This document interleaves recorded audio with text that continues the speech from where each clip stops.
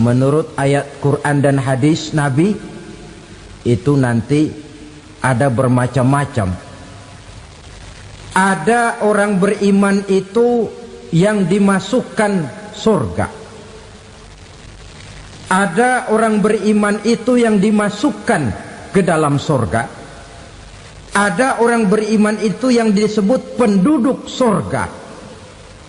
Kenapa lain-lain, Pak? Karena waktu di dunia amalannya juga lain-lain. Ada orang beriman yang masuk surga. Ini paling murah tiketnya. Mau masuk surga? Kata Nabi begini, ma min abdin qala la ilaha illallah thumma mata ala dhalik illa dakhalal jannah. Kalau seorang hamba sudah mengucap dua kalimat syahadat, dia yakin dengan kebenaran kalimat itu sampai matinya, orang itu akan masuk surga. Abi Dzar yang waktu itu diajak bicara heran, ya Rasul kok gampang betul? Iya. Walaupun orang itu mencuri, iya. Walaupun orang itu berzina, iya. Biar dia mencuri, biar dia berzina, kalau dia sudah mengucap dua kalimat syahadat, dia yakin dengan kebenaran kalimat itu sampai matinya, itu orang akan masuk surga. Jadi masuk surga cukup dua kalimat syahadat, yakin sampai mati, masuk surga. Itu perkara masuk. Tapi kalau pertanyaannya diterusin, masuknya kapan, Pak? Nah, ini lain lagi urusannya.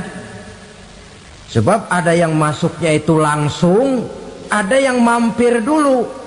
Di sana tempat cuma dua, kalau tidak surga, neraka. Mau ke surga tapi mampir dulu, yang mampirnya jelas di neraka.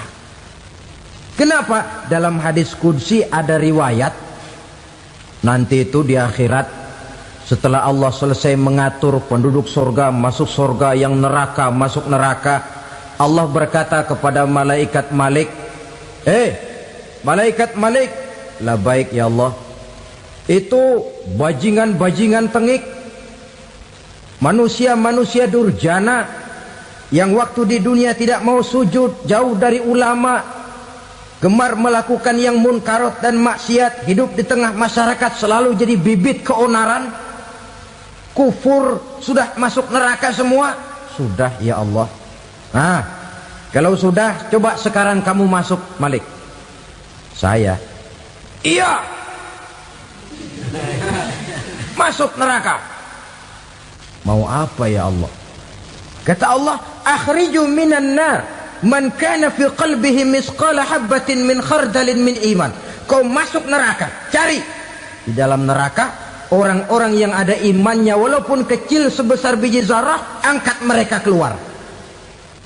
Masuk malaikat Malik ke neraka, cari orang yang ada imannya, korek-korek. Ya repot, udah pada gosong. Yang ada imannya diangkat ke atas, yang ada imannya diangkat ke atas, lalu dimandikan di Nahrul Hayat, namanya sungai kehidupan di akhirat nanti. Cakep lagi rupanya, bersih lagi wajahnya, apel di hadapan Allah. Kata Allah, bagaimana mas? Kapok nggak sampean? Kapok ya Allah. Nah, kalau kapok, idhab fadkhulil jannah, pergi masuk surga sana. Berangkat mereka ke surga, ketemu sama teman-temannya yang udah sampai lebih dulu, yang nggak pakai mampir lagi. Terjadi dialog. Kata teman-temannya yang udah pada nyampe duluan, mas, iya, emang baru sampai? Saya baru sampai. Memang mampir di mana dulu mas? Kita sudah lama sampai di surga. Saudara buka surah Al-Muddatsir ayat 34-35. Ma salakakum fis saqar? Kenapa kamu mampir di neraka Saqar? Qalu lam naku minal musallin. Mereka menjawab, kami mampir di neraka Saqar mas, gara-gara dulunya kami waktu di dunia ndak pernah sholat. Ndak pernah sholat? Ndak pernah. Kan rumahnya dekat masjid, cuma dekat doang mas. Sholat mah enggak saya. Enggak pernah ngasih makan fakir miskin, enggak pernah hadir di majelis taklim, pendeknya enggak pernah melakukan kebajikan, maka saya pun mampir di neraka sakor. Untung betul saya punya iman mas sedikit.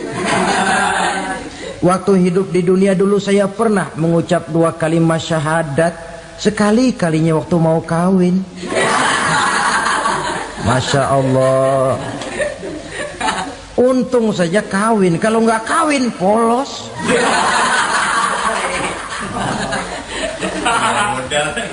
Itu juga pengulu sudah setengah mati ngajarin. Asyhadu alla, asyaduaan, asyaduaan.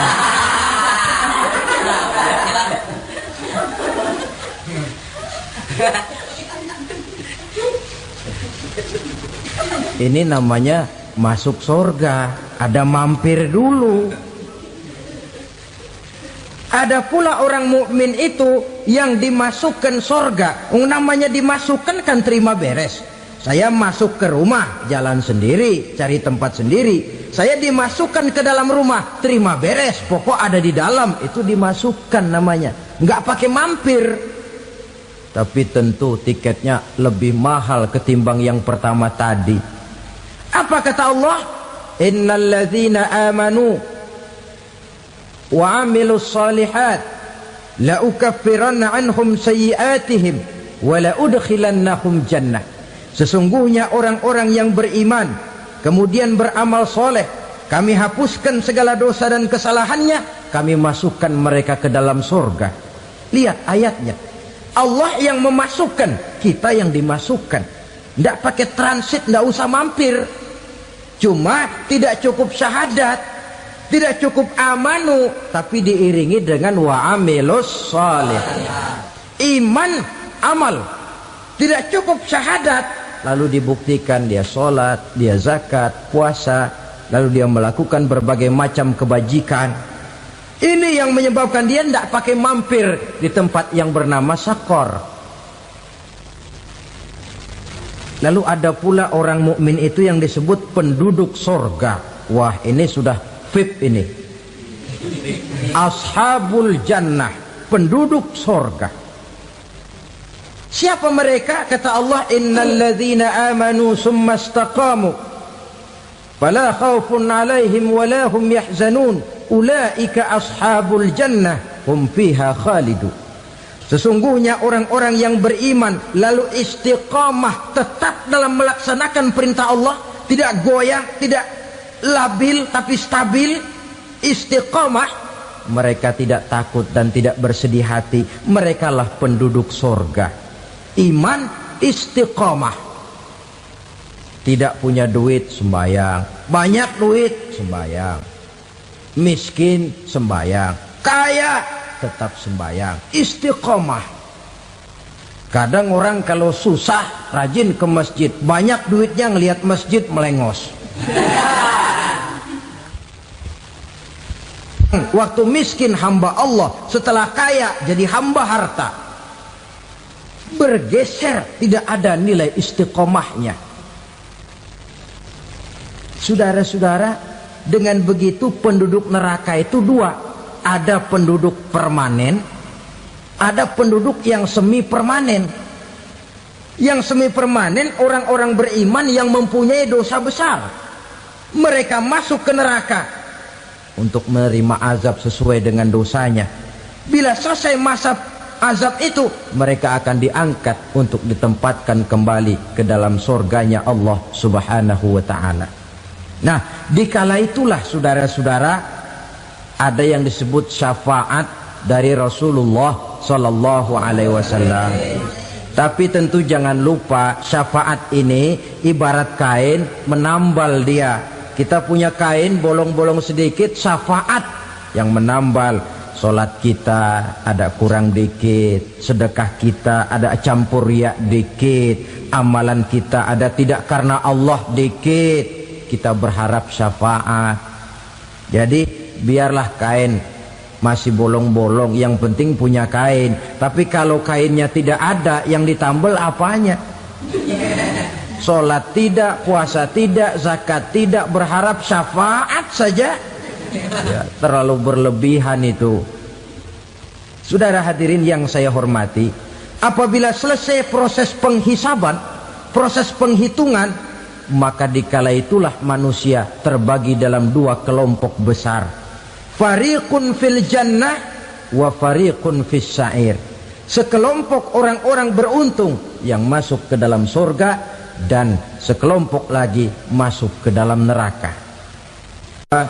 Ibu-ibu, saudara-saudara kaum muslimin rahimakumullah, pada pertemuan yang lalu sudah saya jelaskan bahwa hidup selalu berakhir dengan kematian. Apabila datang kematian menimpa seseorang, datanglah kiamat baginya. Itu yang disebut dengan kiamat kecil. Hakikatnya mati adalah perpindahan dari kehidupan di dunia ini menuju kehidupan di alam barzakh. Menunggu kita di alam barzakh sampai datangnya saat kiamat. Entah 10 tahun, entah 100 tahun, entah 1000 tahun, hanya Allah saja yang maha tahu.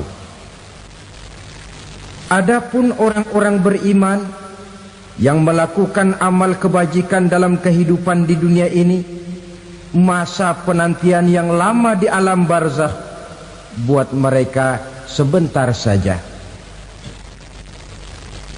Tetapi bagi orang-orang kafir yang ingkar, yang tidak beriman kepada Allah, yang hidup di dunia cuma menumpuk-numpuk dosa, tentu penantian di alam barzakh akan merupakan waktu yang sangat lama.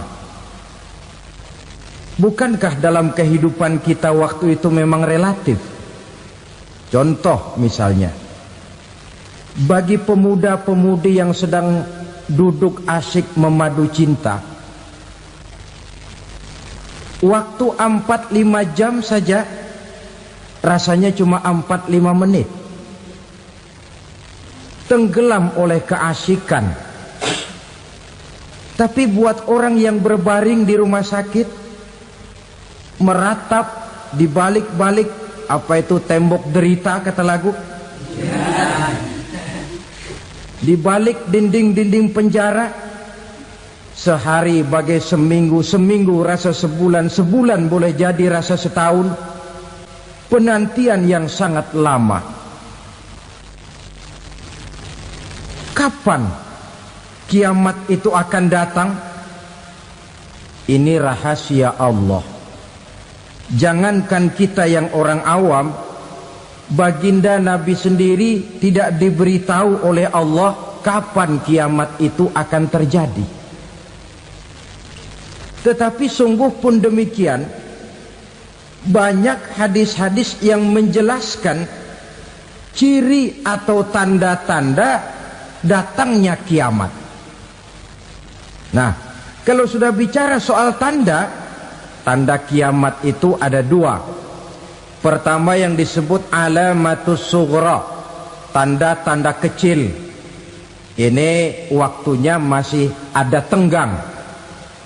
Ada yang dinamakan alamatul kubra, tanda-tanda besar. Artinya kiamat sudah diambang pintu.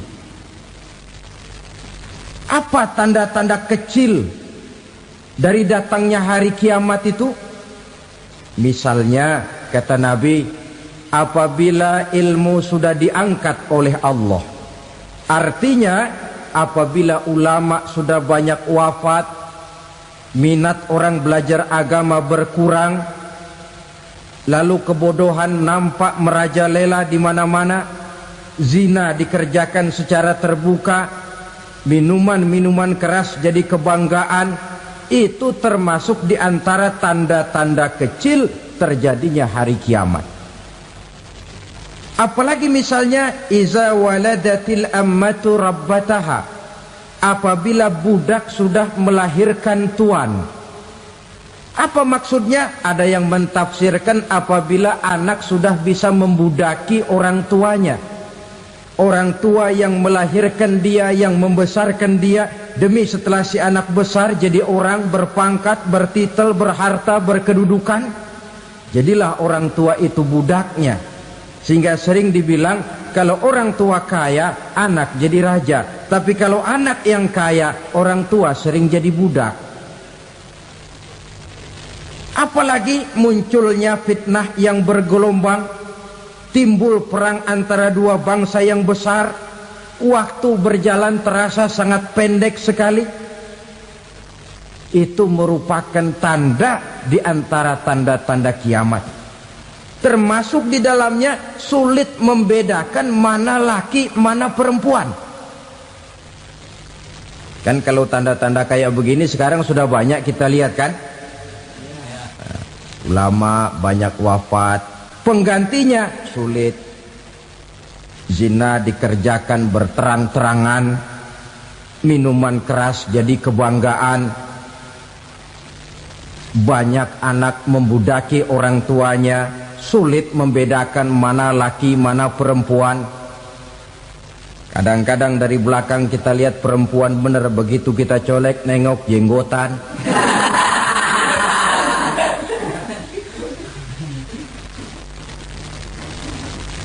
Ini termasuk tanda-tanda kecil, masih ada tenggang sampai akan terjadinya kiamat itu. Nah, yang dimaksud dengan tanda-tanda besar, ini tanda besar artinya kiamat sudah diambang pintu. Pertama, matahari terbit dari sebelah barat. Apabila matahari sudah terbit dari arah sebelah barat, tertutuplah sudah pintu taubat. Bersabda Nabi kita, la taqumus sa'atu hatta tatlu'a syamsu min maghribiha. Tidak akan datang hari kiamat sampai matahari terbit dari arah sebelah barat.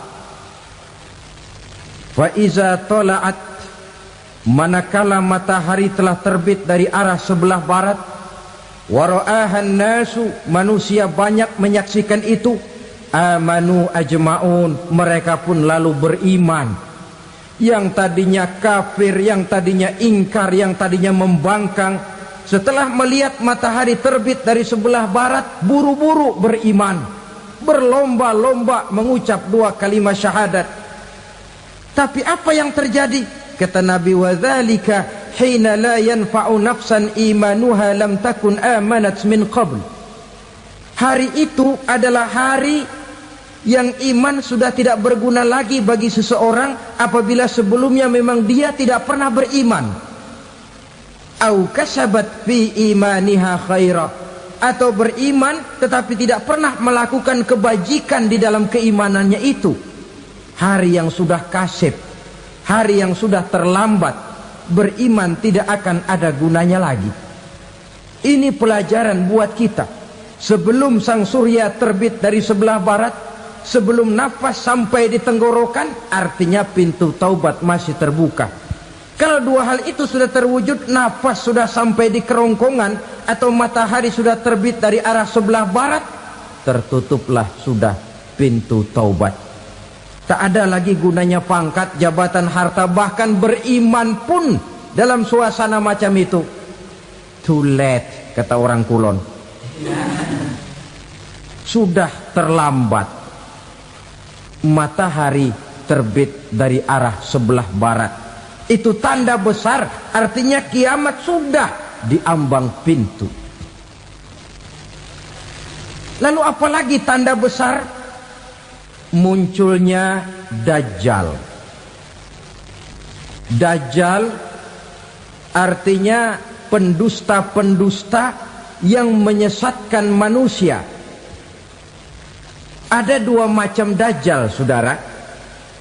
Ada Dajjal kecil, ini Dajjal kelas 3. Kalau ini sejak zaman Rasulullah sudah ada itu. Tiap zaman ada. Di zaman Rasulullah misalnya ada yang bernama Aswad al-Unsi dari Yaman. Ada yang namanya Musailamah Al-Kazzab dari Yamamah. Ada yang namanya Ibnu Sayyad dari Madinah. Ini dajjal-dajjal di zaman Rasul. Musailamatul Kazzab memproklamirkan diri jadi nabi dia. Di zaman Rasul masih hidup. Ini dajjal zaman Nabi. Di zaman sahabat muncul dajjal-dajjal. Di zaman kita sekarang ini dajjal-dajjal pun gentayangan. Dajjal-dajjal kelas teri. Kerjanya mendustakan manusia, menyesatkan manusia, memalingkan manusia dari jalan yang benar dan diridhoi oleh Allah Subhanahu wa taala. Adapun yang merupakan tanda besar dari datangnya kiamat, dajjal-dajjal kelas kakap. Pembohong-pembohong besar yang menyesatkan masyarakat manusia berpaling dari jalan Allah mengikuti jalan mereka. Apa sih ciri dajjal itu? Kata Nabi dalam hadis Bukhari Muslim, innad dajjala, sesungguhnya yang namanya dajjal itu yakhruju, satu saat akan muncul mendekati hari kiamat. Wa inna ma'ahu ma'an, si dajjal ini membawa air. Wa naran, dan juga membawa api. Dua simbol. Di tangan yang satu dia bawa air, di tangan yang satu dia bawa api. Wa ammal ladzi yarahu an-nasu ma'an fanarun, adapun yang orang banyak lihat air, hakikatnya adalah api. Yang dilihat api, hakikatnya adalah air. Oleh sebab itu, kalau api yang ditawarkan, ambillah air. Kalau air yang ditawarkan, pilihlah api. Maksudnya apa ini? Ini bahasa simbol, saudara-saudara. Dajjal bicaranya seolah-olah untuk kepentingan manusia, menawarkan surga. Surga yang dia tawarkan hakikatnya neraka. Hai manusia, kalau kau mau bahagia, jangan dekat-dekat dengan agama. Solat itu tidak efektif dan efisien, tidak produktif dari segi ekonomi itu. Menghadiri majelis taklim cuma buang-buang waktu. Tahajud, tasbih, tahlil, baca Quran, apa itu? Pekerjaan mubazir saja. Hidup ini cuma sekali, masa yang cuma sekali, manfaatkan dengan sebaik-baiknya. Mumpung, dibawanya sifat mumpung tetapi dalam pengertian yang sangat negatif. Bicaranya seolah-olah untuk kepentingan manusia, tetapi sebenarnya menjerumuskan manusia. Menawarkan air, tapi sebenarnya api. Menawarkan api, tapi hakikatnya air. Buat apa kamu sholat? Buat apa kamu bayar zakat? Buat apa kamu puasa? Surga yang dicanangkan dajjal, hakikatnya neraka. Neraka yang digambarkan dajjal, pada dasarnya adalah surga. Jadi memutarbalikkan fakta itu kerjaan dajjal. Yang hak jadi batil, yang batil dibilang hak, yang benar jadi salah, yang salah malah jadi benar. Tuntunan disuruh jadi tontonan, tontonan malah menjadi tuntunan. Itu pekerjaan dajjal profesinya. Zamannya Nabi Adam, dajjalnya kan iblis. Betul? Betul. Apa sih gang kerayuan iblis itu? Allah setelah menciptakan Nabi Adam kan bilang, Adam, kau dan istrimu Hawa tinggal di surga ini. Seluruh fasilitas yang ada di surga persilahkan kau nikmati. Satu yang tidak boleh, jangan coba-coba dekati pohon khuldi. Dekat saja jangan, apalagi sampai memetiknya. Datang dajjal yang namanya iblis ini. Adam, kamu tahu nggak kenapa tidak boleh makan buah khuldi? Ya nggak tahu, pokoknya saya dilarang. Bodoh kamu Dam. Khuldun artinya kekal. Kalau kamu makan itu buah, kau akan kekal di surga buat selamanya. Allah tidak kepengen, maka dilarang kamu makan buah khuldi. Kalau kau ingin kekal di surga Adam, makan saja. Saya bicara begini ini untuk kepentingan kamu Adam. Ini kan ciri-ciri Dajjal. Bicaranya sih seolah-olah untuk kepentingan Nabi Adam, hakikat sebenarnya menjerumuskan Nabi Adam supaya ingkar dan melanggar larangan dari Allah Subhanahu wa ta'ala. Jadi setelah muncul Dajjal, timbul kekacauan-kekacauan di masyarakat. Banyak yang terpengaruh, terpedaya dan terpesona. Termasuk mereka yang memproklamirkan diri jadi nabi. Mereka yang memproklamirkan diri jadi rasul di zaman sesudah Rasulullah wafat, itu adalah Dajjal-Dajjal. Maka saya ingatkan, kalau di zaman kita sekarang ini ada orang ngaku jadi nabi, ada orang ngaku jadi rasul, biar bahasa Arabnya kental, Quran hafal, hadis ribuan hadis hafal, biar pakai serban sampai menyengser ke tanah, bahasa Arabnya fasih, tapi dia mengaku jadi nabi, jadi rasul, kita umat Islam wajib tidak percaya. Wajib untuk tidak percaya. Itulah Dajjal-Dajjal zaman kita sekarang ini. Tidak mustahil mereka datang mempengaruhi orang awam supaya berpaling dari Rasulullah, mengikuti mereka. Nah, di akhir zaman nanti, mendekati hari kiamat, Dajjal ini muncul. Dajjal kelas kakap, menyesatkan masyarakat manusia untuk berpaling dari Islam, mengikuti seruan mereka. Apalagi di antara datangnya kiamat itu, tanda yang besar itu, turunnya Nabiullah Isa Al-Masih, putra Maryam. Menurut berbagai hadis yang sahih, Nabi Isa Al-Masih nanti akan turun lagi. Tidak membawa risalah yang baru, tapi meluruskan risalah Islam ini yang telah banyak ditinggalkan oleh masyarakat.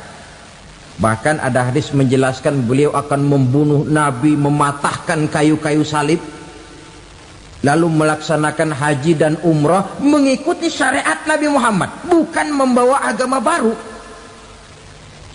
Menjadi semacam mujaddid, reformer, menyelamatkan manusia dari bisikan Dajjal. Bahkan ada riwayat yang menjelaskan bahwa Nabi Isa berhasil mengalahkan Dajjal, mengembalikan masyarakat manusia kembali kepada ajaran Islam yang datang dari Allah, dibawa oleh Rasulullah Sallallahu Alaihi Wasallam.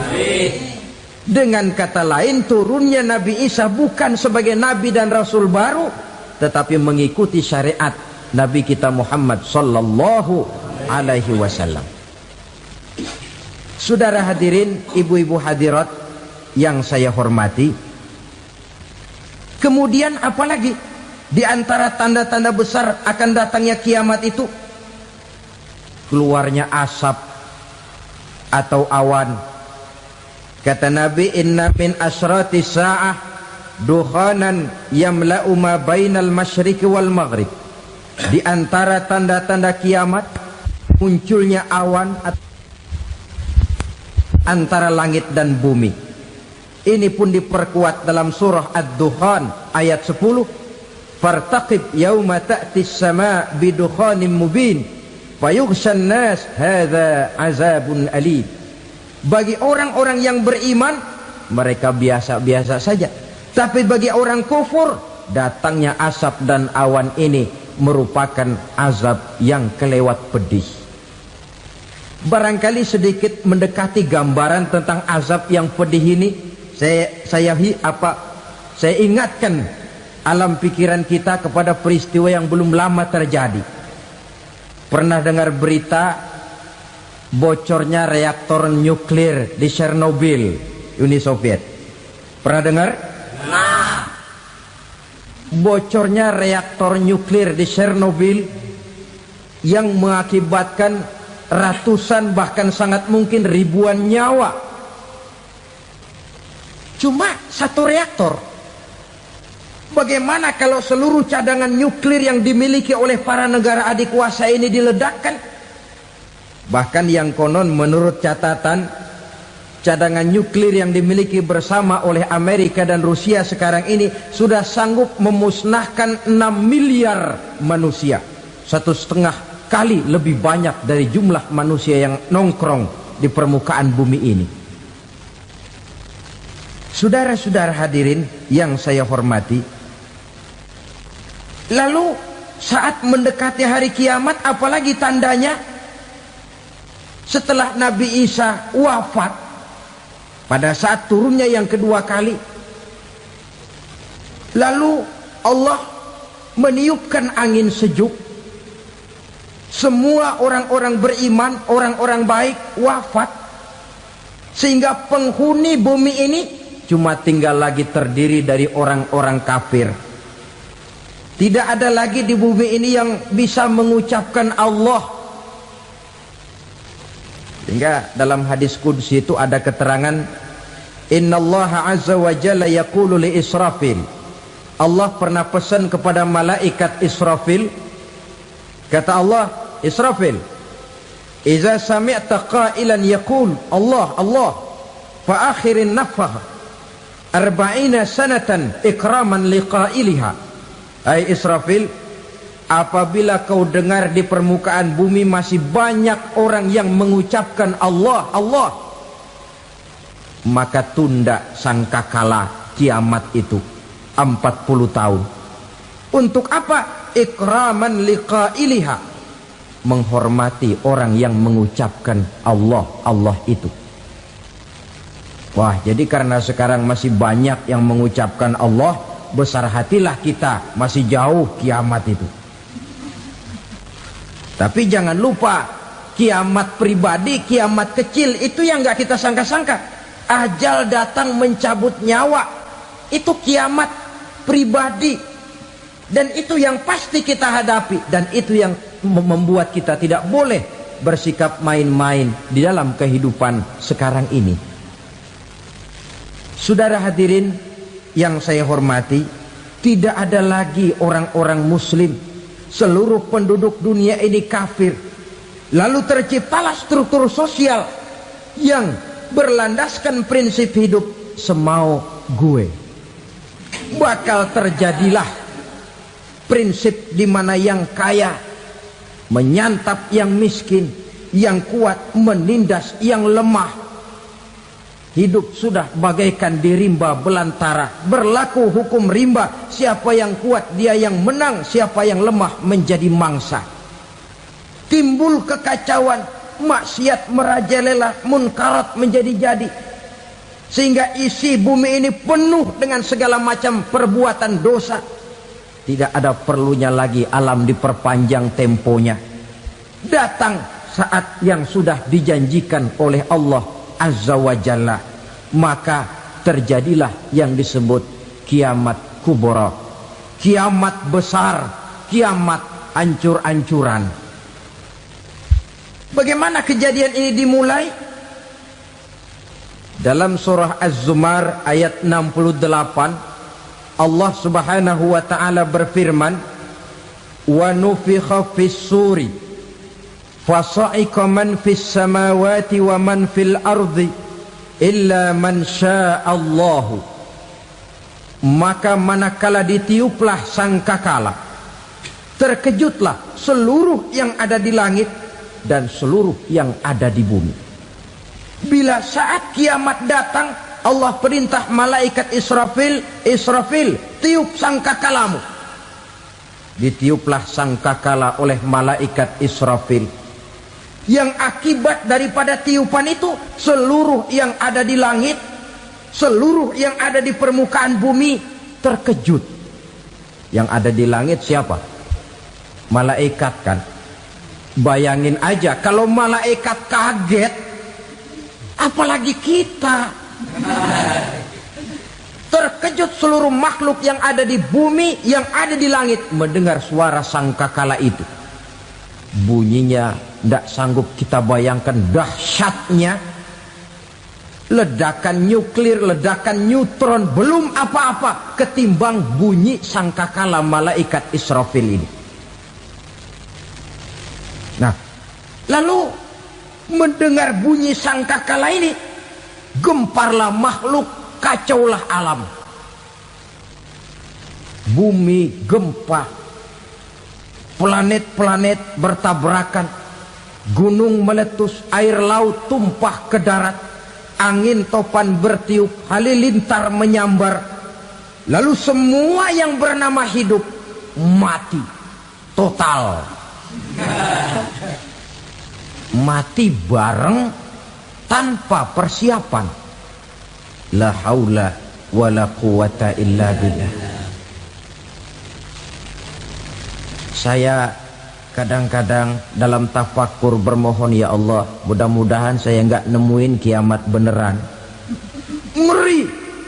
Tidak bisa kita bayangkan macam apa suasana seperti itu. Allah saja banyak memberikan gambaran, misalnya Al-Qari'ah, wa mal qari'ah, wa ma adraka mal qari'ah. Kejadian yang menggemparkan. Tahukah kamu apa kejadian yang menggemparkan itu? Yauma yakunun nasu kal farasil mabsus wa takunul jibalu kal ihnil manfus. Pada saat itu manusia berterbangan bagai kupu-kupu, gunung berterbangan seperti kapas ditiup angin. Gunung saja macam kapas, konon lagi manusia. Kematian total, mulai semut sampai gajah mati, jin mati, iblis mati, malaikat mati. Oh, malaikat saja mati. Saudara hadirin yang saya hormati, kematian total yang tanpa persiapan. Orang bilang, Pak, kalau mati bareng begitu yang repot malaikat maut dong ya. Cabut sana, cabut sini. Itu kalau menurut logika kita, mestinya begitu menurut logika. Tapi logika juga yang nggak perlu serepot itu. Sebab untuk mematikan listrik di wilayah DKI, di wilayah Jakarta, nggak perlu tiap rumah didatengin, matiin, ya lama. Cukup dari kantor pusatnya saja PLN tekan satu tombol, gelaplah seluruh Jakarta. Saudara hadirin yang saya hormati, kematian total. Lalu setelah kematian total, planet-planet juga mati, dalam arti tidak bergerak dan beredar. Angin mati, dalam arti tidak bertiup. Air mati, dalam arti tidak ada riak gelombang. Pokoknya semua mati. Kullu nafsin za'iqatul maut, semua yang bernafas mati. Dalam ayat lain, kullu man 'alaiha fan, semua yang ada di permukaan bumi fana.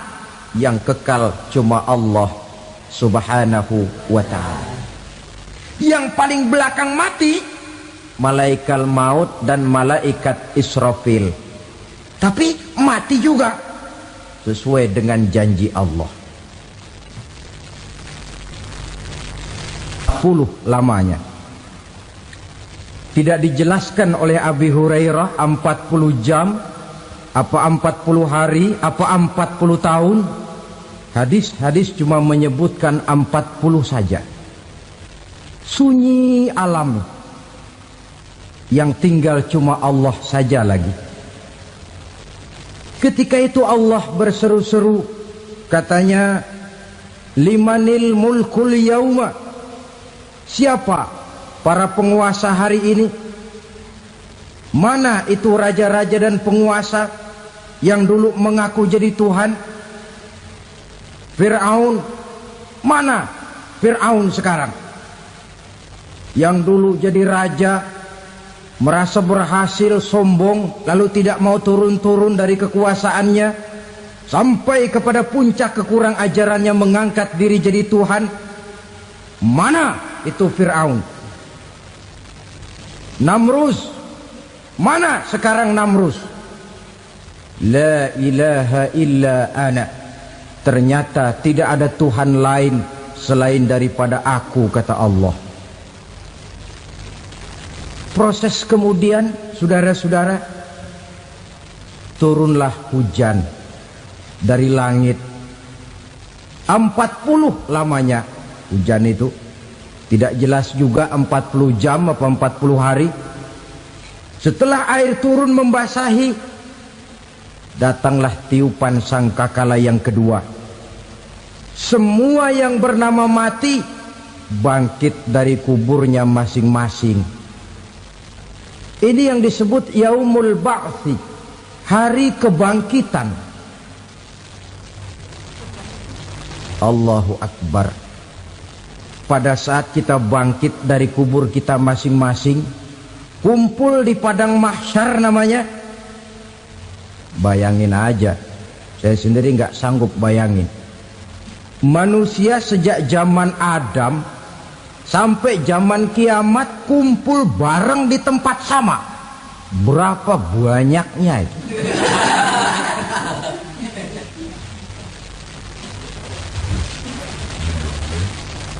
Dan yang luar biasa menurut satu riwayat, pada saat bangkit itu, Masya Allah, roman muka kita berubah,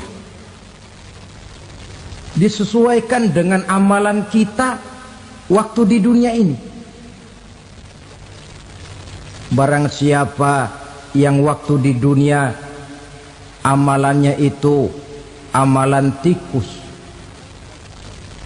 di akhirat nanti dia bangkit dari kubur, mukanya seperti muka tikus. Gagah betul badannya, tapi mukanya seperti tikus. Kenapa? Amalannya waktu di dunia seperti amalan tikus. Apa amalan tikus itu? Suka ngegeragoti barang yang sudah disimpan rapi-rapi. Orang sudah simpan uang rapi-rapi, simpan perhiasan rapi-rapi, digeragoti oleh tikus. Maling-maling, pencoleng-pencoleng, koruptor-koruptor, itu nanti di akhirat nanti kita lihat mukanya seperti muka tikus. Oh, ini waktu di dunia suka nyolong, hanya seperti muka tikus. Barang siapa yang waktu di dunia ini amalannya itu amalan macan, dia akan bangkit nanti mukanya seperti muka macan. Apa amalan macan? Macan itu amalannya menang-menangan. Orang yang mau menang saja nggak mau mengalah. Coba lihat di hutan. Kenal hutan nggak? Di hutan, raja hutan di mana-mana pasti macan. Betul kan? Betul. Padahal hutan belum pernah bikin pemilihan umum. Tapi macan tidak peduli ada pemilihan umum apa tidak, pokok saya raja. Sebab apa? Macan jadi raja itu bukan karena benar, tapi karena kuat jadi raja. Setelah dia jadi raja, rakyat hutan yang mesti dilindungi malah dimakan oleh raja macan. Kambing rakyat hutan dimakan oleh macan. Ayam rakyat hutan dimakan oleh macan. Itu nanti kita lihat di akhirat itu mukanya seperti muka macan, gagah betul. Lalu barang siapa yang di dunia ini amalannya itu seperti amalan anjing, nanti dia punya muka seperti muka anjing. Apa amalan anjing? Pertama, anjing itu kalau disuruh jaga rumah, dia tidak bisa membedakan mana maling, mana tamu. Biar yang datang maling, kalau bawa tulang, anjing kalem. Yang kedua, anjing itu akan setia kepada siapa saja yang memberinya roti. Siapa yang memberinya roti, itulah majikannya. Apa kata majikannya, pasti dia laksanakan. Soal benar atau salah, dia tidak peduli. Setelah anjing dapat roti, dia tidak punya pilihan lain kecuali bilang, abdi mah kumaha juragan wae ayeuna mah.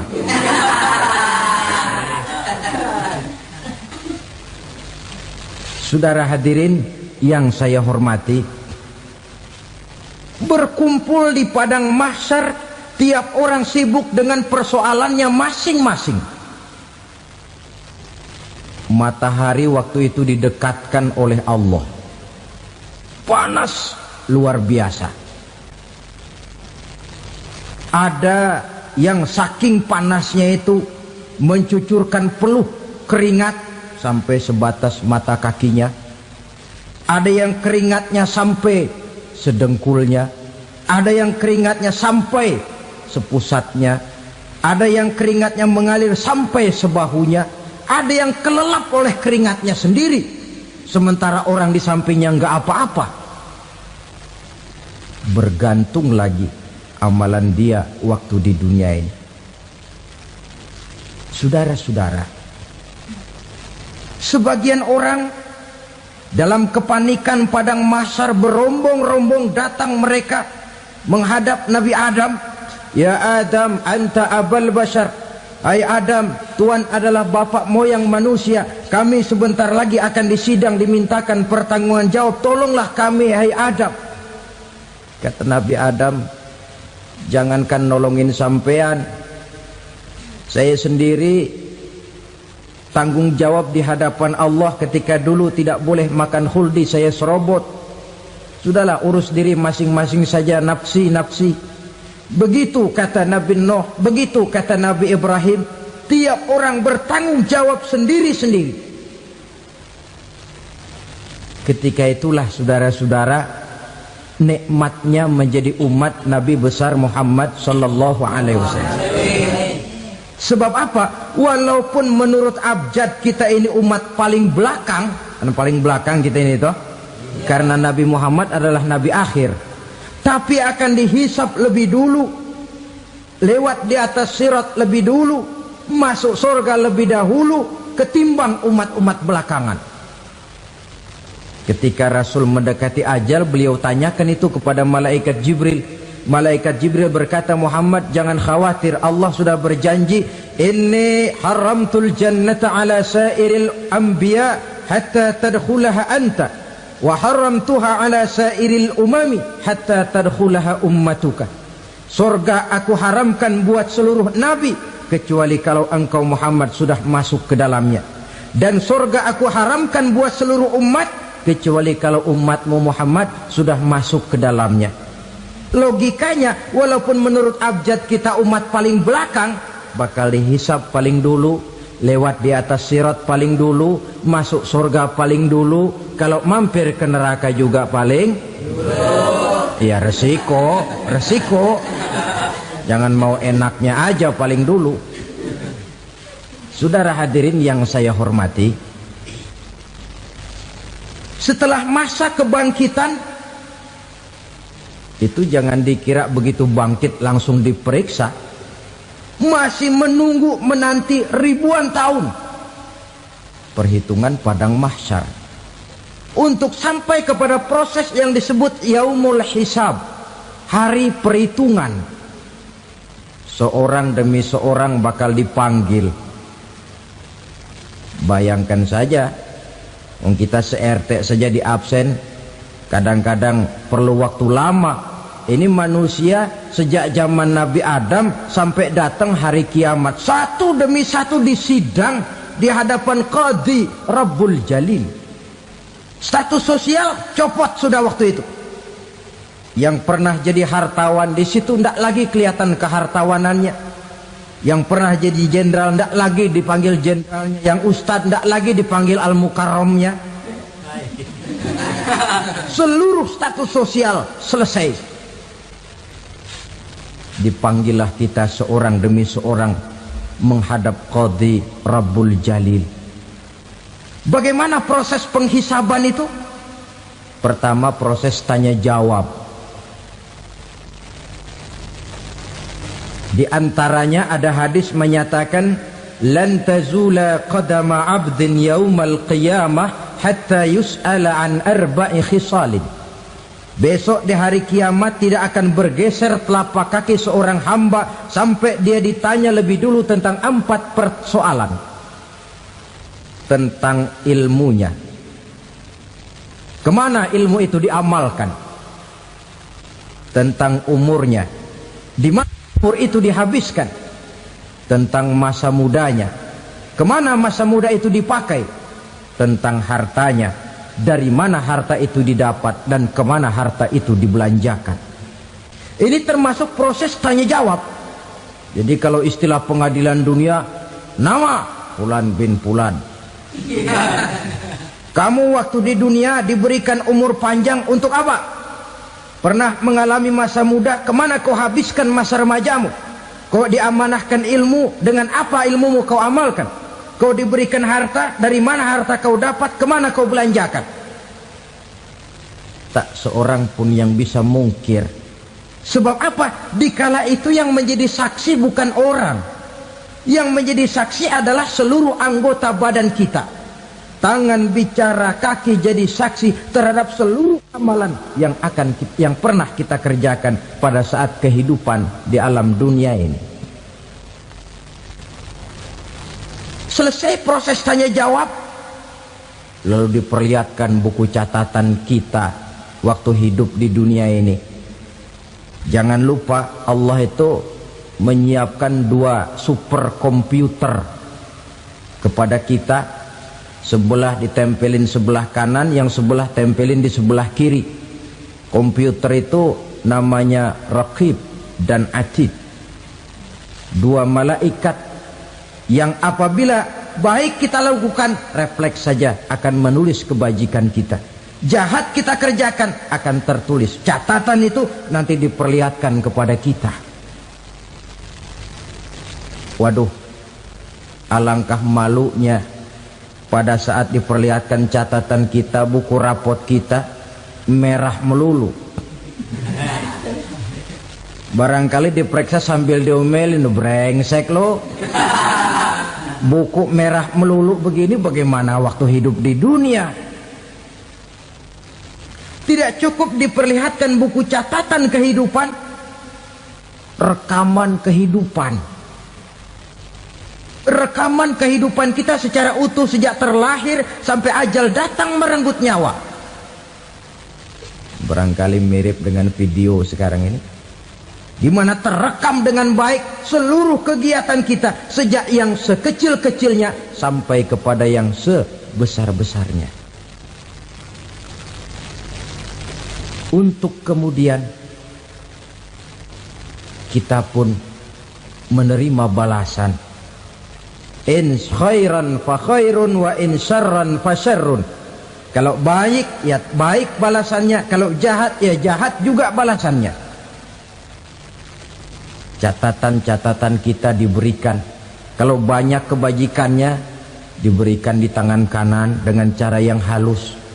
Kalau banyak kejahatannya diberikan dari sebelah kiri atau dilempar dari belakang. Itulah sebabnya sejak di dunia ini kita sudah mohon kepada Allah. Ketika berwudu membasuh tangan kanan, apa kita bilang? Allahumma a'tini kitabi biyamini wa hasibni hisaban yasira. Ya Allah, berikan saya kitab di tangan kanan, dan kalau saya memang perlu dihisap, hisaplah saya yang seringan-ringannya. Tangan kiri berlindung kita kepada Allah. Jangan sampai diberikan kitab di tangan kiri atau dari arah sebelah belakang. Wa a'udzubika an tu'tiya kitabi bishimali aw min wara'i zuhri, dari arah sebelah belakang. Na'udzubillah min dzalik.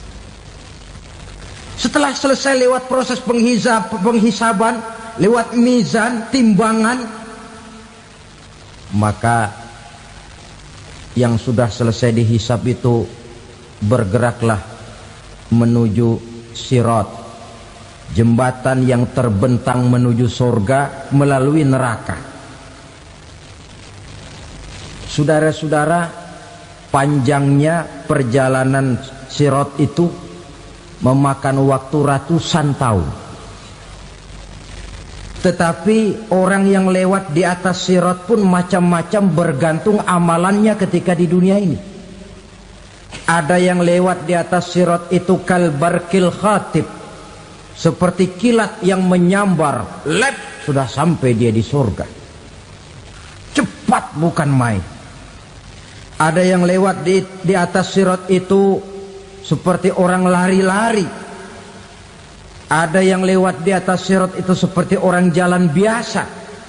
Ada yang sambil merangkak, ada yang sambil ngesor, ada yang sambil gelayutan, ada yang selamat sampai ke ujung ke surga, ada yang tergelincir jatuh masuk ke dalam neraka, bergantung amalannya dalam kehidupan di dunia sekarang ini. Tiap kita akan melewati yang namanya sirat ini. Saudara-saudara kaum muslimin yang saya hormati, dengan demikian mereka yang selamat melalui sirat sampai ke terminal akhir surga, mereka yang ketika dihisab ternyata banyak kejahatannya daripada kebaikannya, mereka singgah di dalam neraka. Nah, adapun orang-orang yang beriman menurut ayat Quran dan hadis Nabi itu nanti ada bermacam-macam. Ada orang beriman itu yang dimasukkan surga. Ada orang beriman itu yang dimasukkan ke dalam surga. Ada orang beriman itu yang disebut penduduk surga. Kenapa lain-lain, Pak? Karena waktu di dunia amalannya juga lain-lain. Ada orang beriman yang masuk surga. Ini paling murah tiketnya. Mau masuk surga? Kata Nabi begini, ma min abdin qala la ilaha illallah thumma mata ala dhalik illa dakhalal jannah. Kalau seorang hamba sudah mengucap dua kalimat syahadat, dia yakin dengan kebenaran kalimat itu sampai matinya, orang itu akan masuk surga. Abi Dzar yang waktu itu diajak bicara heran, ya Rasul kok gampang betul? Iya, walaupun orang itu mencuri, iya, walaupun orang itu berzina, iya, biar dia mencuri, biar dia berzina, kalau dia sudah mengucap dua kalimat syahadat, dia yakin dengan kebenaran kalimat itu sampai matinya, itu orang akan masuk surga. Jadi masuk surga cukup dua kalimat syahadat, yakin sampai mati, masuk surga. Itu perkara masuk. Tapi kalau pertanyaannya diterusin, masuknya kapan, Pak? Nah, ini lain lagi urusannya. Sebab ada yang masuknya itu langsung, ada yang mampir dulu. Di sana tempat cuma dua, kalau tidak surga, neraka. Mau ke surga tapi mampir dulu, yang mampirnya jelas di neraka. Kenapa? Dalam hadis qudsi ada riwayat, nanti itu di akhirat, setelah Allah selesai mengatur penduduk surga masuk surga, yang neraka masuk neraka, Allah berkata kepada malaikat Malik, malaikat Malik, labaik ya Allah, itu bajingan-bajingan tengik, manusia-manusia durjana yang waktu di dunia tidak mau sujud, jauh dari ulama, gemar melakukan yang munkarat dan maksiat, hidup di tengah masyarakat selalu jadi bibit keonaran, kufur, sudah masuk neraka semua. Sudah ya Allah. Nah, kalau sudah, coba sekarang kamu masuk, Malik. Saya, iya,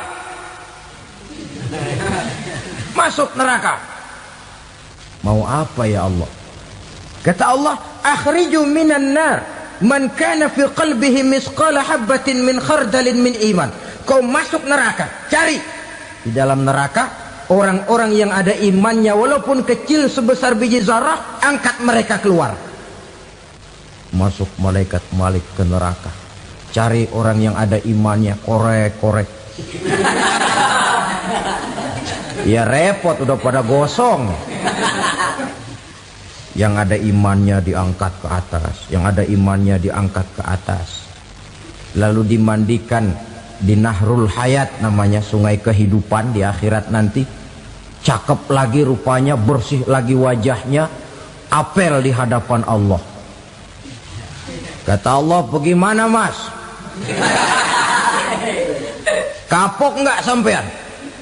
Kapok ya Allah. Nah, kalau kapok, idhab fadkhulil jannah, pergi masuk surga sana. Berangkat mereka ke surga. ketemu sama teman-temannya yang udah sampai lebih dulu, yang nggak pakai mampir lagi. Terjadi dialog. Kata teman-temannya yang udah pada nyampe duluan, "Mas, iya, emang baru sampai?" Saya baru sampai." "Memang mampir di mana dulu, Mas? Kita sudah lama sampai di surga." Saudara buka surah Al-Muddatsir ayat 34-35. "Ma salakakum fis saqar?" Kenapa kamu mampir di neraka Saqar? Qalu lam naku minal musallin. Mereka menjawab, kami mampir di neraka Saqar, Mas, gara-gara dulunya kami waktu di dunia tidak pernah sholat. Tidak pernah sholat? Tidak pernah. Kan rumahnya dekat masjid. Cuma dekat doang, Mas. Sholat mah enggak saya. Enggak pernah ngasih makan fakir miskin, enggak pernah hadir di majelis taklim, pendeknya enggak pernah melakukan kebajikan. Maka saya pun mampir di neraka Saqar. Untung betul saya punya iman, Mas, sedikit. Waktu hidup di dunia dulu saya pernah mengucap 2 kalimat syahadat. Sekali-kalinya waktu mau kawin. Masya Allah. Untung saja kawin. Kalau nggak kawin polos.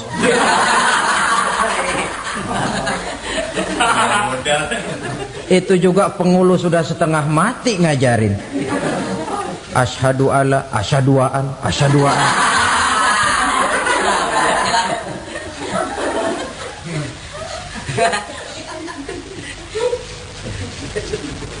Ini namanya masuk surga, ada mampir dulu. Ada pula orang mukmin itu yang dimasukkan surga. Namanya dimasukkan kan terima beres. Saya masuk ke rumah, jalan sendiri, cari tempat sendiri. Saya dimasukkan ke dalam rumah, terima beres, pokok ada di dalam, itu dimasukkan namanya. Nggak pakai mampir. Tapi tentu tiketnya lebih mahal ketimbang yang pertama tadi. Apa kata Allah? Innal ladzina amanu wa amilus salihat la ukaffiranna anhum sayyi'atihim wa la udkhilannahum jannah. Sesungguhnya orang-orang yang beriman kemudian beramal soleh, kami hapuskan segala dosa dan kesalahannya, kami masukkan mereka ke dalam surga. Lihat ayatnya. Allah yang memasukkan, kita yang dimasukkan. Tidak pakai transit, tidak usah mampir. Cuma tidak cukup syahadat, tidak cukup amanu, tapi diiringi dengan wa'amilus salih. Iman, amal. Tidak cukup syahadat, lalu dibuktikan dia sholat, dia zakat, puasa, lalu dia melakukan berbagai macam kebajikan. Ini yang menyebabkan dia tidak pakai mampir di tempat yang bernama Saqar. Lalu ada pula orang mukmin itu yang disebut penduduk surga. Wah, ini sudah VIP ini. Ashabul jannah, penduduk surga. Siapa mereka? Kata Allah, innal ladzina amanu summa istaqamu fala khaufun 'alaihim wala hum yahzanun ulaika ashabul jannah hum fiha khalidun. Sesungguhnya orang-orang yang beriman lalu istiqamah, tetap dalam melaksanakan perintah Allah, tidak goyah, tidak labil tapi stabil, istiqamah, mereka tidak takut dan tidak bersedih hati. Merekalah penduduk surga. Iman, istiqamah. Tidak punya duit, sembahyang. Banyak duit, sembahyang. Miskin, sembahyang. Kaya, tetap sembahyang. Istiqamah. Kadang orang kalau susah rajin ke masjid, banyak duitnya ngelihat masjid melengos. Waktu miskin hamba Allah, setelah kaya jadi hamba harta. Bergeser, tidak ada nilai istiqomahnya. Saudara-saudara, dengan begitu penduduk neraka itu dua. Ada penduduk permanen, ada penduduk yang semi permanen. Yang semi permanen orang-orang beriman yang mempunyai dosa besar. Mereka masuk ke neraka untuk menerima azab sesuai dengan dosanya. Bila selesai masa azab itu, mereka akan diangkat untuk ditempatkan kembali ke dalam surganya Allah Subhanahu wa ta'ala. Nah, dikala itulah saudara-saudara, ada yang disebut syafaat dari Rasulullah Sallallahu Alaihi Wasallam. Tapi tentu jangan lupa, syafaat ini ibarat kain menambal dia. Kita punya kain bolong-bolong sedikit, syafaat yang menambal. Solat kita ada kurang dikit, sedekah kita ada campur riak dikit, amalan kita ada tidak karena Allah dikit, kita berharap syafaat. Jadi biarlah kain masih bolong-bolong, yang penting punya kain. Tapi kalau kainnya tidak ada, yang ditambal apanya? Solat tidak, puasa tidak, zakat tidak, berharap syafaat saja. Ya, terlalu berlebihan itu. Saudara hadirin yang saya hormati, apabila selesai proses penghisaban, proses penghitungan, maka dikala itulah manusia terbagi dalam dua kelompok besar. Fariqun fil jannah wa fariqun fis sa'ir. Sekelompok orang-orang beruntung yang masuk ke dalam surga, dan sekelompok lagi masuk ke dalam neraka. Dia akan diberikan rezeki oleh Allah dengan jalan yang tidak disangka-sangka. Rezekinya datang dengan cara yang tidak disangka-sangka. Gajinya mungkin kecil, tapi penghasilannya gede. Kan itu yang penting.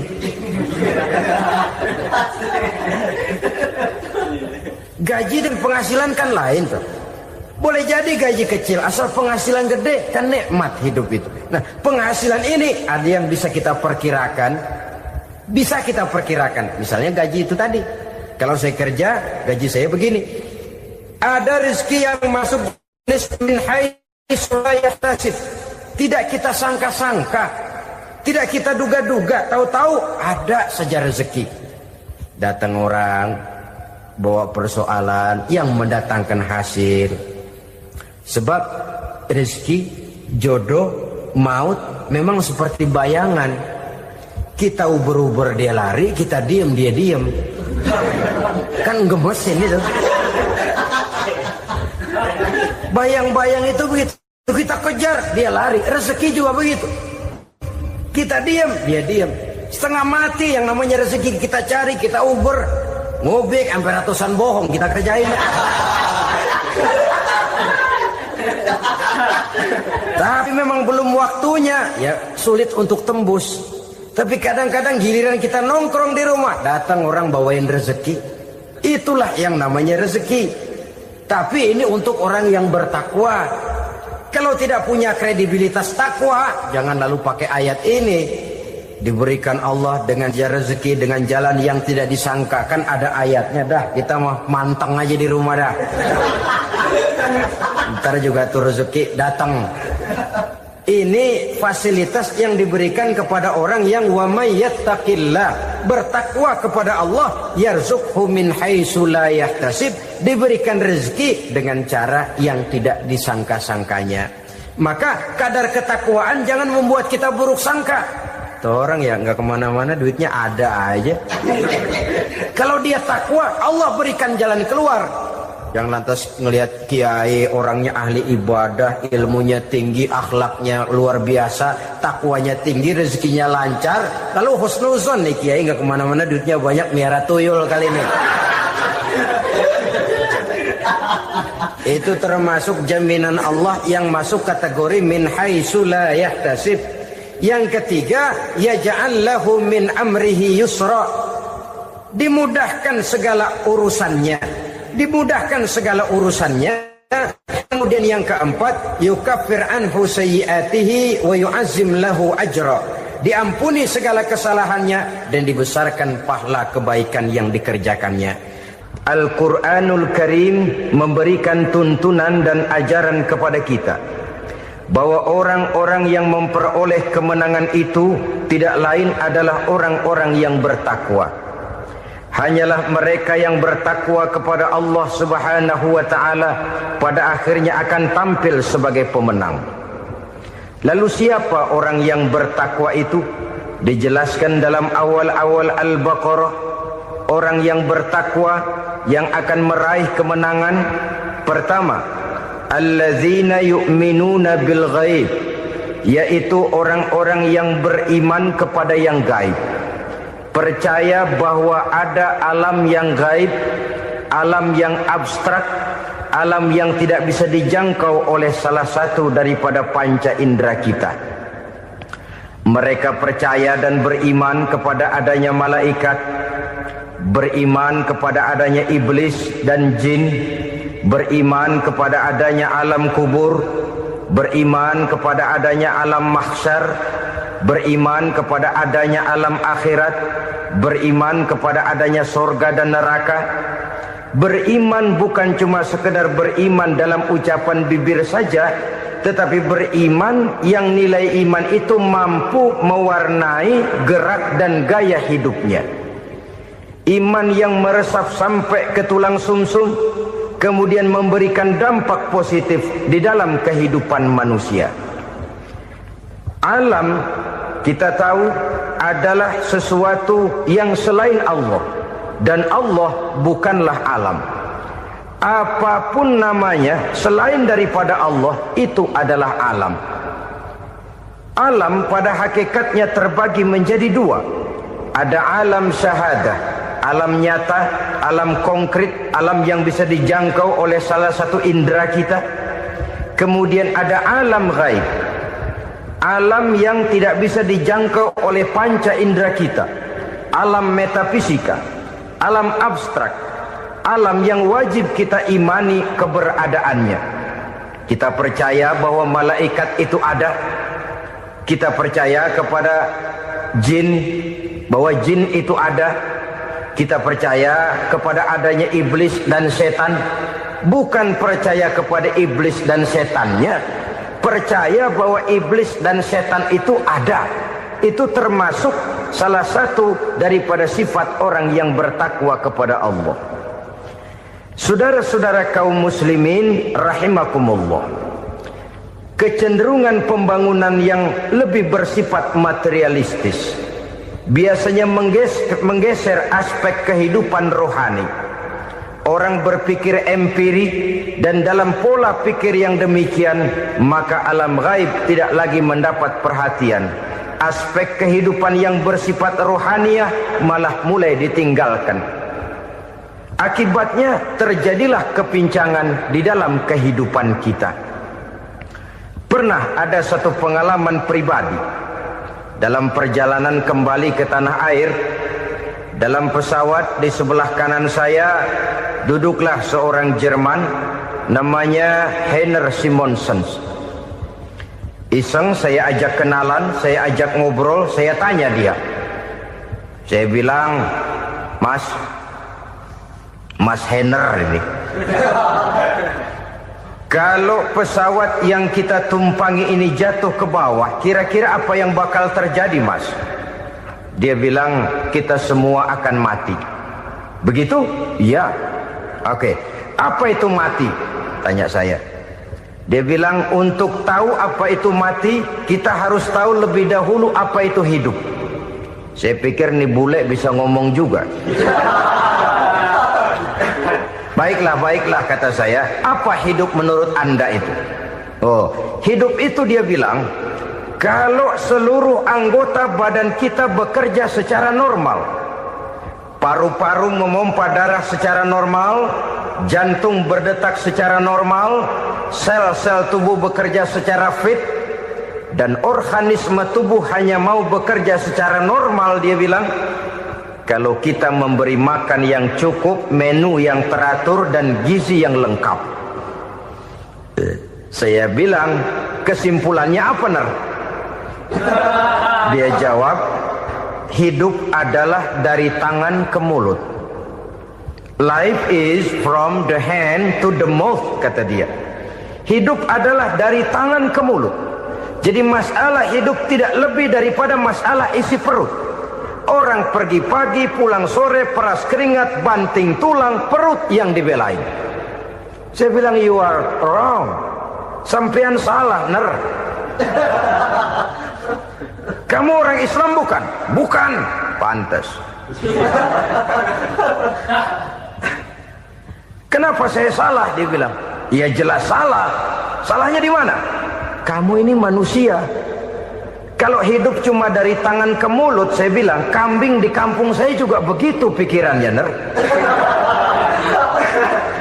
Itu kambing di kampung saya, asal perutnya kenyang, sudah hidup dia. Perkara besok bagaimana, lusa prospeknya macam mana, bulan depan ada apa, kambing nggak pernah mikir. Di kampung saya kambing juga pikirannya begitu.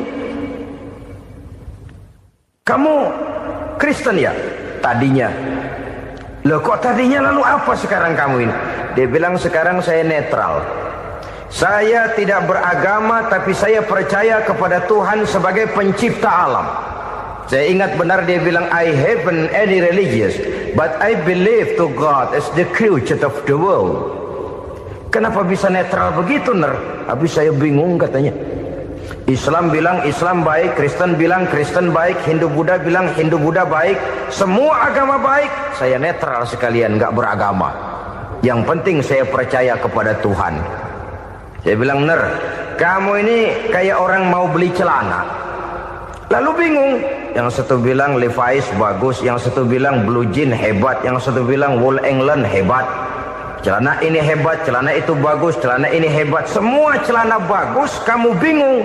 Akhirnya netral, tidak pakai celana. Itu juga salah. Saya pikir-pikir, kemudian saya melihat bahwa dua pola berpikir Henner ini nampaknya sudah mulai menggejala di lingkungan masyarakat bangsa kita. Disadari atau tidak, secara jujur kita harus berkata, dua pola pemikiran Henner ini mulai berkembang di tengah masyarakat bangsa kita. Pertama, pola pikir materialisme. Hidup adalah dari tangan ke mulut. Masalah hidup tidak lebih masalah isi perut. Itu yang perlu dibela, dan disitulah arti kehidupan. Pergi pagi, pulang sore, peras keringat, banting tulang untuk mempertahankan perut. Kalau sudah kemari cara orang berpikir, maka buat apa percaya kepada yang gaib? Untuk apa sholat? Untuk apa puasa? Untuk apa zakat? Untuk apa menghadiri majelis taklim? Tanpa kepercayaan kepada yang gaib, hidup berjalan menurut alur empiris dan materialis. Kalau sudah ke sana cara orang berpikir, biasanya orang lalu cenderung menghalalkan segala cara. Hanyalah orang yang percaya bahwa akhirat ada. Hanyalah orang yang percaya bahwa alam kubur itu ada.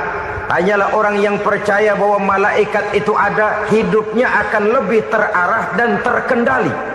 Karena kepercayaan kepada yang gaib, yang merupakan fase daripada kehidupan setelah hidup yang sekarang ini, mewarnai gerak pribadi seseorang di dalam dia melakukan kegiatan hidupnya.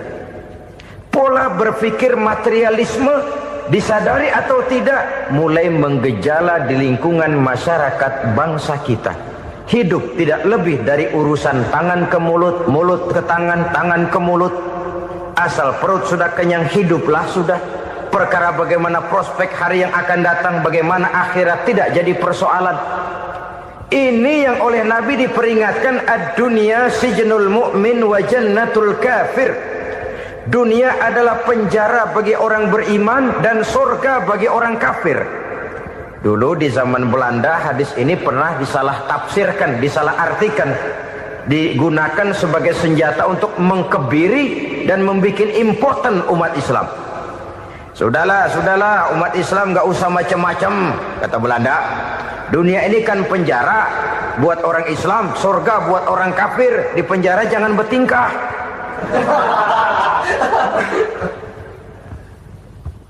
Pengertiannya tidak begitu.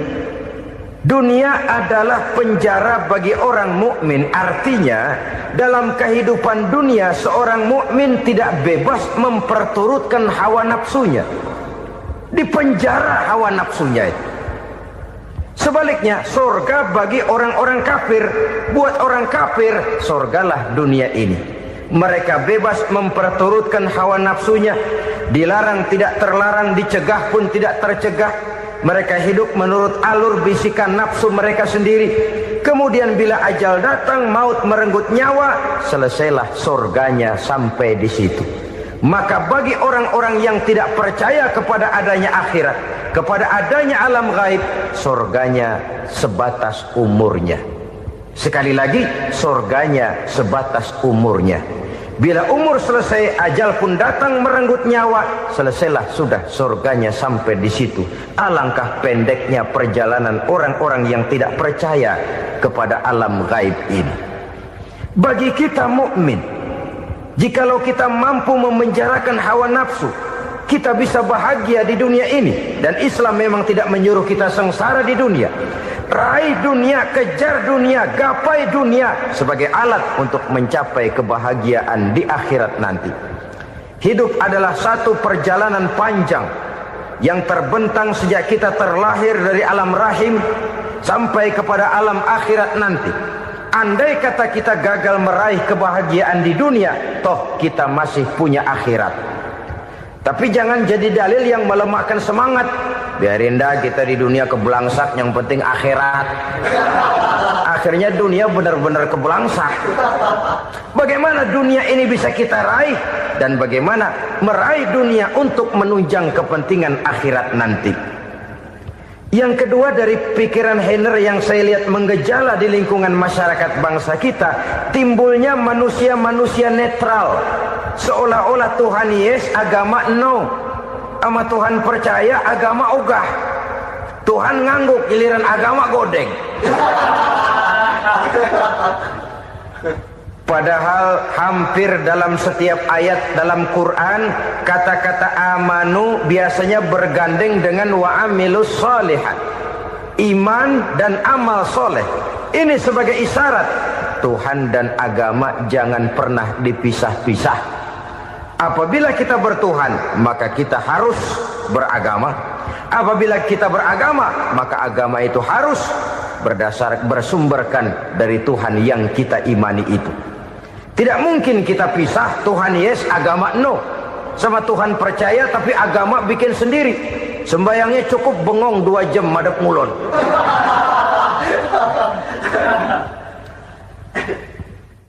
Saudara-saudara kaum muslimin rahimakumullah.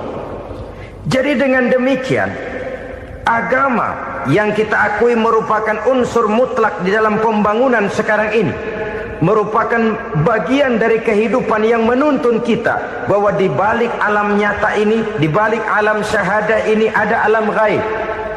Dan mudabbir, murabbi, yang mengatur, yang menguasai, yang memelihara baik dia alam nyata, baik dia alam gaib, tidak lain adalah Allah Subhanahu wa ta'ala.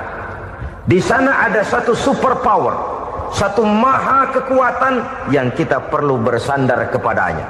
Sebagai makhluk nyata yang hidup di alam nyata, berbuatlah secara nyata sebagaimana harusnya kita berbuat.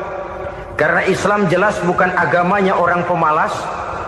Islam jelas bukan agamanya orang yang mengajarkan setelah selesai sholat boleh duduk, nggelenggem ayam-ayam, ndelohom, menghitung bintang di langit sambil menunggu keajaiban. Tidak. Islam adalah agama yang mengajarkan apabila sholat sudah selesai kamu kerjakan, bertebaranlah di permukaan bumi, cari karunia Tuhanmu. Jangan hidup berpangku tangan menunggu keajaiban. Karena hidup bukan undian. Jangan berharap untung besar tanpa mau peras keringat. Tapi di sebalik itu toh kita juga harus yakin bahwa di sisi usaha nyata yang kita lakukan ada satu super power, satu maha kekuatan gaib yang menentukan berhasil dan tidaknya usaha kita.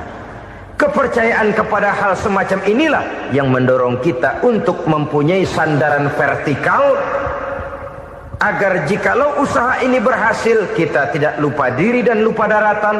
Jikalau usaha ini gagal, kita tidak putus asa dan buruk sangka, tidak cupik pandangan dan sempit hati, tapi mampu melihat persoalan dengan kacamata putih sambil husnuzon kepada Allah Subhanahu wa ta'ala. Kita percaya malaikat itu ada. Ada yang namanya raqib dan atid, mengawasi gerak hidup kita sampai kepada gerak hati kita.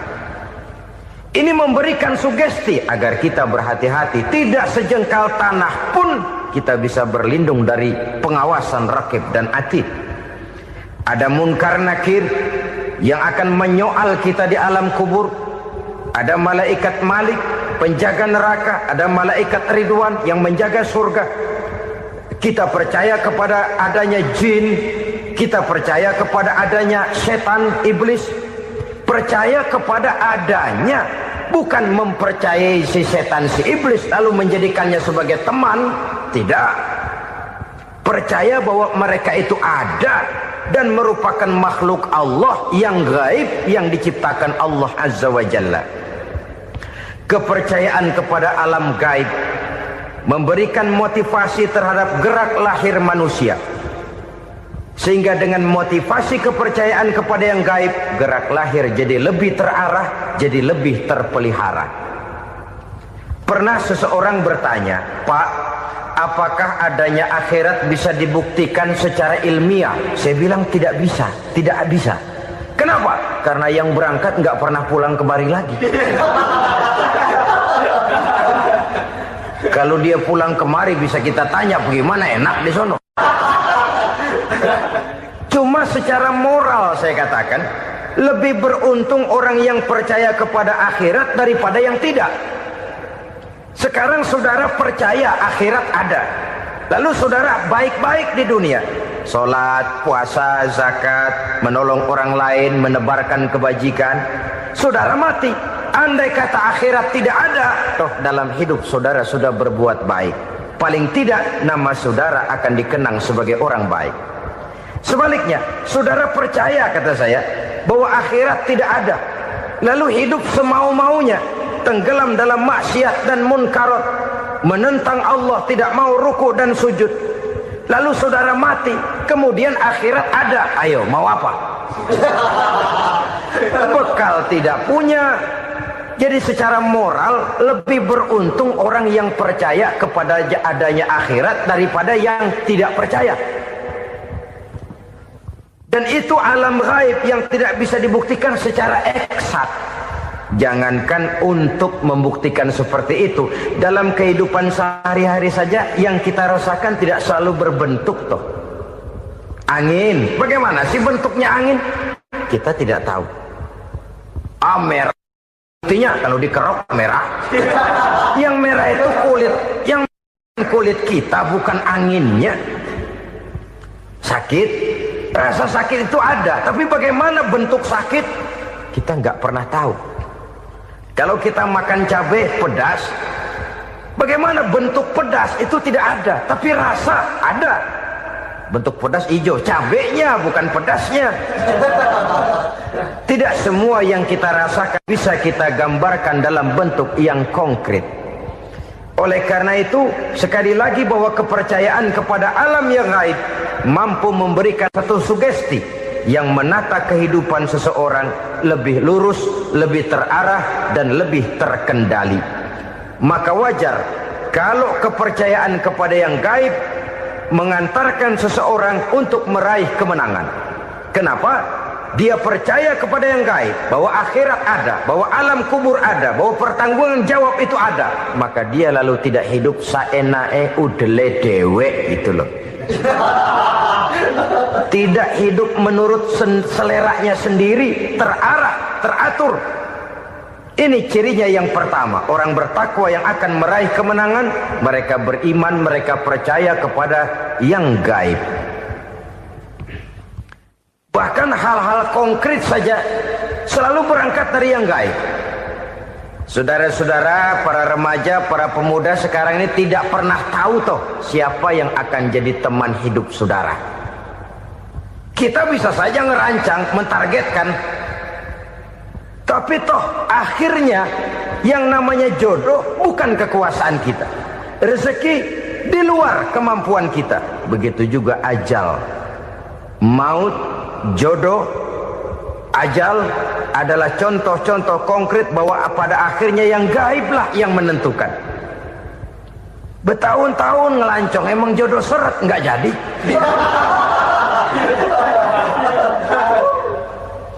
begitu kenal baru setengah malam nginep ditangkap hansip.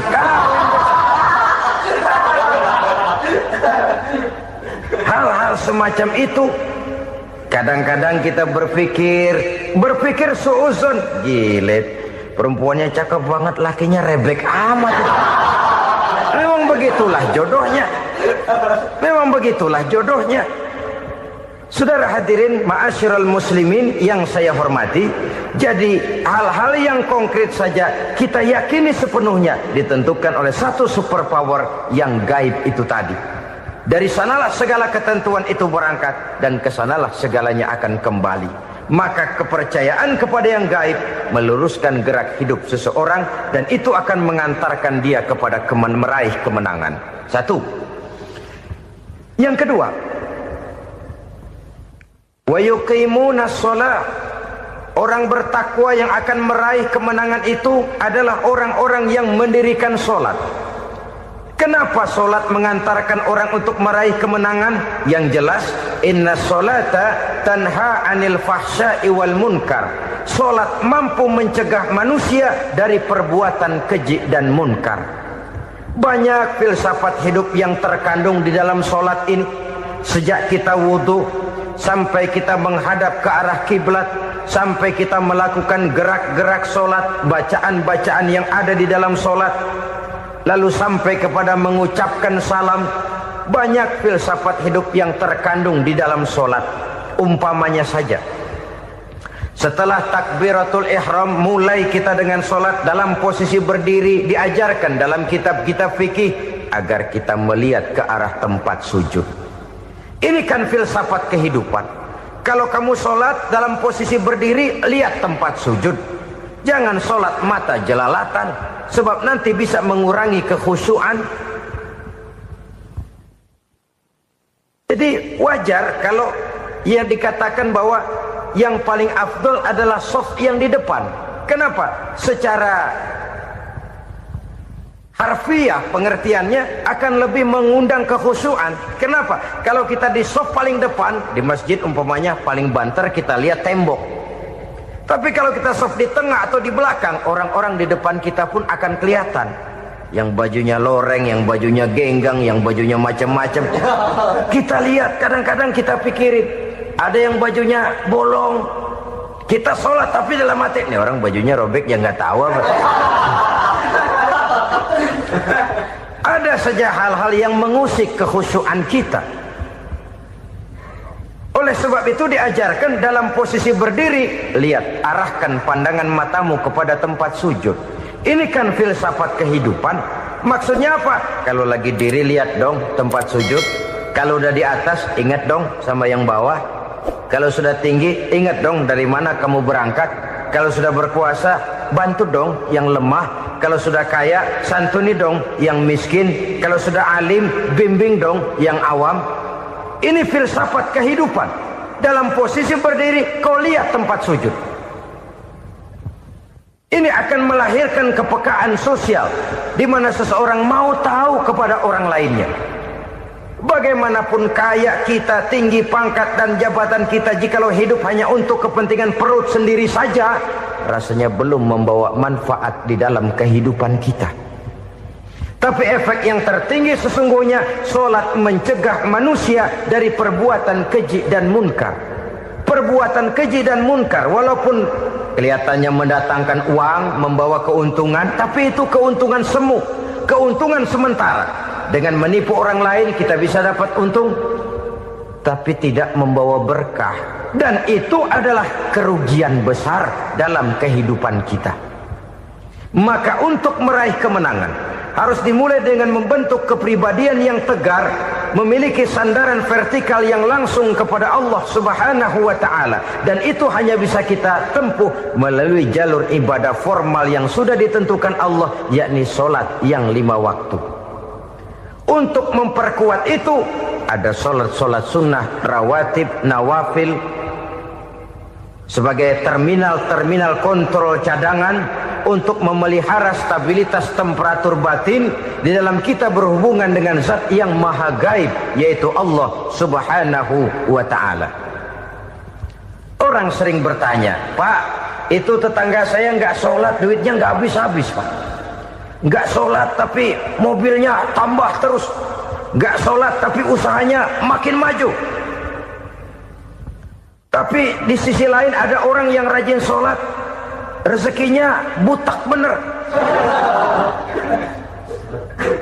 Anaknya mana kurus, mana korengan. Saudara hadirin, ma'asyiral muslimin rahimakumullah. Harus saya katakan bahwa sholat memang bukan untuk cari duit. Sholat adalah sandaran vertikal kita kepada Allah. Sedangkan soal rezeki itu berkaitan dengan sifat Allah Maha Pengasih dan Maha Penyayang. Allah Maha Pengasih, siapapun dikasih kalau mau usaha.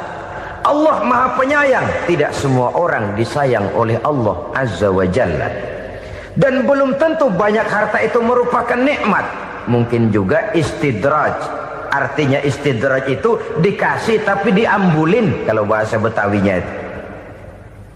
Dikasih tapi diambulin, itu bukan merupakan nikmat sesungguhnya, lebih merupakan azab dari Allah Subhanahu wa ta'ala.